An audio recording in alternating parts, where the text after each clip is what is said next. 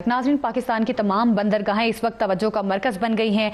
मुत्तहिदा अरब अमारात, तुर्किया, कतर और चीन की जानिब से पोर्ट में 12 अरब डॉलर की नई सरमायाकारी भी मुतवक्के है। इस सारे मामले पर बात करते हैं सईद मोहम्मद काजी साहब। सईद काजी साहब, बताइएगा क्या लगता है आपको, क्योंकि जिस तरह से हमने तुर्किया की बात की, कतर चीन जो है सरमायाकारी कर रहे हैं, ये भी कहा जा रहा है कि रेकोडेक कंपनी भी पोर्ट में बराह रास्त 15 करोड़ डॉलर की सरमायाकारी कर रही है। क्या पाकिस्तान की तमाम बंदरगाहें अब खिते में तिजारत का मरकज बनने जा रही? देखें, ये तो इल्म नजूम का सवाल किया आपने, लेकिन लॉर्ड केन्स ने एक बात कही थी, in the long run we are all dead. तो मसला ये है कि वो कब सरमायाकारी जो है वो डिलीवर करेगी, क्योंकि हमारे जो इशू है, जो बुनियादी तौर पर आपने बड़े नाजुक इशू की तरफ इशारा की है, हमारी आकली झील हमारी मईशत है और मईशत में हमें बड़ी डायरली जो फॉरेन एक्सचेंज हमें चाहिए। अभी फिर हमारे दरवाज़े पर मानसून दस्तक दे रहा है और आज पिछले मानसून के जो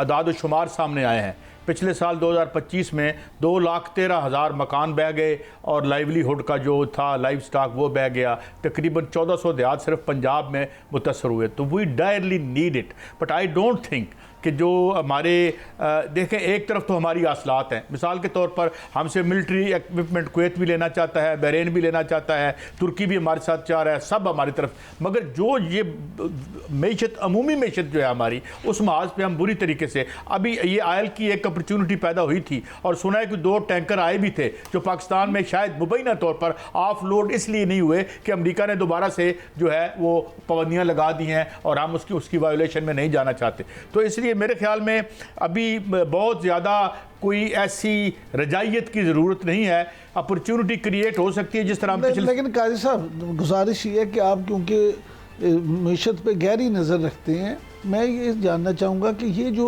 वो कहते हैं ना, बड़ा शोर सुनते हैं पहलू में दिल का, तो ट्रांसशिपमेंट के हवाले से हमें बड़ी खुशखबरियाँ आ रही हैं कि ख़ास तौर पे अमेरिका ईरान जंग के बाद आपने सूरत हाल जो देखी है, तो क्या वाकई ही ग्वादर पोर्ट हो या पोर्ट कासिम हो, ट्रांसशिपमेंट जो है उसका मरकज़ बनने जा रहे हैं? देखें, अगर अमन हो तो ये पाकिस्तान की जो प्लेसमेंट है जियोग्राफिकल, वो तो एक गोल्ड माइन है हमारे लिए।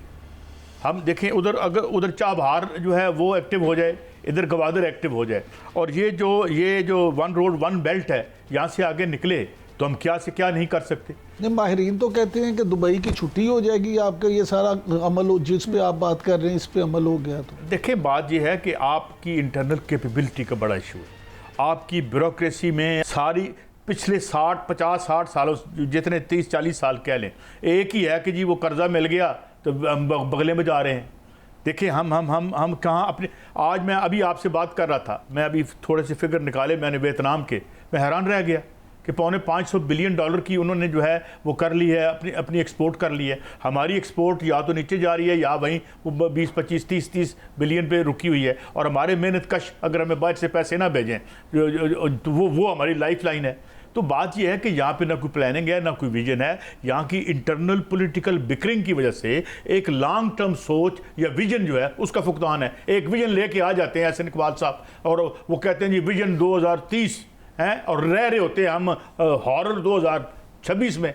तो ये है, इसलिए मैं समझता हूँ कि एक तो प्लानिंग नहीं है, दूसरी ये कि जो पॉलिटिकल यहाँ पे खींचातानी है वो उसकी वजह से ये हर किसी को अपनी पड़ी हुई है यहाँ हुक्मरानी। अच्छा काजी साहब, एक सवाल जो मेरा ख्याल है हर पाकिस्तानी भी जानना चाहता है और मैं भी आज इस मौके का फ़ायदा उठाना चाहता हूँ क्योंकि आप हमारे साथ मौजूद हैं।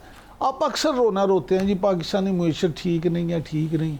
अभी मैं फिगर्स देख रहा था, इदारा शुमारियात जो सरकारी इदारा है ना, मैं और आप तो नहीं है, उनके फिगर्स के मुताबिक जो स्मार्टफोन है पाकिस्तान में, पिछले साल इनकी जो इंपोर्ट है, मैं स्मार्टफोन की बात कर रहा हूँ, सरकारी इंपोर्ट, स्मगलिंग को इसके अलग कर दें, वो एक साल पहले की निस्बत उसमें 26.8% इजाफा हुआ है।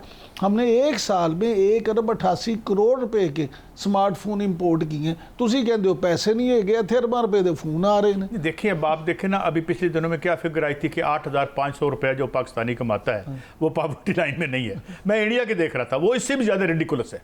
इंडिया में PPP जिसे कहते हैं ना, प्राइस पावर पैरिटी, وہ کہتے ہیں جی کہ جو امریکہ میں چیز آتی ہے $1 کی وہ انڈیا میں 21 روپے کی آتی ہے، انڈین 21، یعنی اور انہوں نے یعنی $3 پہ اگر رکھی ہے پاورٹی لائن تو 21 ضرب 3 کتنے بنے؟ $62-63۔ تو بات یہ ہے کہ پیسہ بہت ہے۔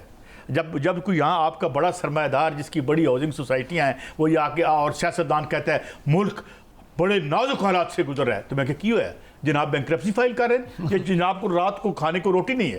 بات یہ ہے ملک جو ہے نا وہ جس طرح میں نے ایک دفعہ میں بار بار یہ بات کہتا ہوں، وہ صاحب ناراض بھی بڑے ہوتے ہیں، جب وہ مفتاح اسماعیل صاحب نے کہا تھا بڑی لمبی ہیوی قیمت بڑھائی تھی کہ آج پاکستان بچ گیا، میں کہ حضور ہمارا جو پاکستان ہے وہ تو لٹ گیا، آپ کے جو بچ گیا اس سے ہماری ملاقات ہی کرا دیں۔ تو آپ جس پاکستان کی بات کر رہے ہیں انہوں کوئی خطرہ نہیں، انہوں کوئی ڈر نہیں، انہوں ستے خیرہ نے اس کی سارے کانٹیننٹس میں اتنی جائیدادیں اور اتنا پیسہ ہے کہ آپ رہے نام اللہ کا۔ ہاں جو میرے جیسے بیچارے نیچے والے ہیں ان کے پاکستان ہمیشہ نازک حالات میں ہی رہتا ہے۔ تو یہ ہے یہ جو آپ کے یہاں لیکن قاضی صاحب اگر تھوڑا حقائق کو دیکھا جائے تو ملک نازک حالات سے تو گزر رہا ہے، کیونکہ خبریں یہ بھی آ رہی ہیں کہ سعودی عرب سے $6.7 ارب کے رعایتی آئل فائنانسنگ پیکج کی درخواست کی گئی ہے۔ تو یہ تو لگ رہا ہے کہ ظاہر نازک حالات چل رہے ہیں، اسی وجہ سے درخواستیں کی جا رہی ہیں اس قسم کی۔ کیا لگتا ہے درخواست منظور کر لی جائے گی؟ اچھا قاسم اس میں ایک بات اور بھی شامل کر لیں، یہ تو آئل کی بات ہے، ساتھ یہ بھی خبریں ہیں کہ 15 سال کے لیے سعودی عرب سے یہ درخواست کی گئی ہے کہ 1% پہ ہمیں $7 ارب دے دیے جائیں، اور سنیں سعودیہ دینے کو بھی تیار۔ اب اس کو ذرا الٹ کر کے دیکھیں، ہم 15 سال ہم یہ کہہ رہے ہیں کہ 15 سال اسی پیرا تو نہیں کھلونا، تسی سنو دیو مطلب ہے یار دیکھیں آپ کے ملک کی انٹرنزک اندر کی طاقت ہونی چاہیے نا، آپ کی اندر آپ ایکسٹرنل وہ دے گا وہ دے دے گا وہ دے دے گا یہی چل رہا ہے۔ تو میں سمجھتا ہوں پاکستان کو جو اس وقت سب سے بڑا اس کا قد بڑا ہے، ڈپلومیٹیکلی انٹرنیشنلی سٹینڈنگ اس کی بہت اچھی ہوئی ہے، مگر اس کی معیشت جو ہے وہ انتہائی نازک ہے، اور جن ہاتھوں میں ہے مجھے ان ہاتھوں پر کچھ زیادہ اعتبار نہیں ہے۔ یہ بازو ہمارے آزمائے ہوئے ہیں، ہاں یہ بازو ہمیں کٹتے ہیں باقاعدہ۔ کہ پھر اس کا حل کیا ہے، معیشت ٹھیک کیسے ہوگی؟ اچھا مجھے آپ یہ بات بتائیں، کل میں ایک سیاستدان کو سن رہا تھا، میرا دوست ہے میں اس کا نام بھی نہیں لیتا، وہ کہتے ہیں یار دیکھو آپ ہمیں کیوں کہتے ہیں کہ ہم ڈکیتی، میں تو نہیں کہتا، وہ کسی اور کو کہہ رہے تھے جس نے کہا کہ جی سرکار یا کوئی لوگ ڈکیتی کرتے ہیں۔ بات یہ ہے کہ UNDP کے مطابق کوئی تقریباً $20-22 بلین میں یہ جو آپ نے گاڑی کل جس کا دفاع کر رہے تھے قبلہ ہمارے سینٹ کے چیئرمین، وہ جو گاڑی پتہ نہیں کتنے کروڑ کی تھی، وہ تو کوئی لوڑ ہے؟ حالت ہماری یہ جس طرح تم نے اور ہم نے معیشت چلائی ہے، سعید قاضی کو گاڑی پہ نہیں کھوتی پہ بیٹھ کے جانا چاہیے جو آپ نے اس ملک کے ساتھ کیا ہے، ٹھیک ہے؟ تو $20-22 بلین جو ہیں یہ جو آپ کو UNDP کے مطابق ڈاکٹر حفیظ پاشا صاحب کی اپنی سٹڈی کے مطابق جو آپ اشرافیوں کو کھلا دیتے ہیں، اور یار آپ 2-3 بلین کے لیے ٹکے کے جو IMF اور ورلڈ بینک کے ملازم ہیں ان کے سامنے ایسے بیٹھے ہوتے ہیں، کبھی دیکھا اسحاق ڈار صاحب کو بیٹھے ہوئے جیسے جو اسکول ٹیچر کے سامنے بچہ بیٹھا ہوتا ہے۔ تو بھائی یہ اگر آپ یہاں کے یہ ان کی پرکس ختم کریں، یہ مجھے بتائیں یہ 85-90% پینشن کیا ہوتی ہے؟ ادھر آپ محنت کش کی پینشن کو ختم کرنا چاہتے ہیں، ادھر آپ جو ریٹائرمنٹ کے بعد جو ٹاپ کی بیوروکریسی ہے، اب میں کیا نام لوں، ان کو جو پلاٹ کتنے کا ملتا ہے، اور وہ تو یہ پرکس ختم کریں، انٹرنل اپنے حالات ٹھیک کریں، ہمیں کسی کے پیسے نہیں چاہیے۔ ہم یہ $22 بلین سیو کر کے ایک ہماری 10 بندوں سے زیادہ کیبنٹ نہیں ہونی چاہیے۔ دیکھیں نا آپ باقی ملکوں کو دیکھیں تو گڈیاں۔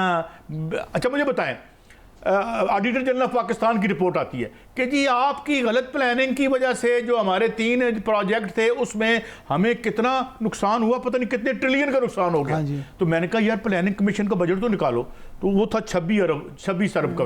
میں کہا حضور یہ کام تو میں مفت میں کر دیتا، اتنا نقصان تو میں مفت میں کر دیتا۔ تو میں سمجھتا ہوں کہ we should put our house in order، اور اگر اس ملک میں بے پناہ دولت ہے، اس ملک میں بہت وسائل ہیں، اس ملک میں بڑے لائق لوگ ہیں، لیکن نالائقاں دے ہتھے چڑھے ہیں۔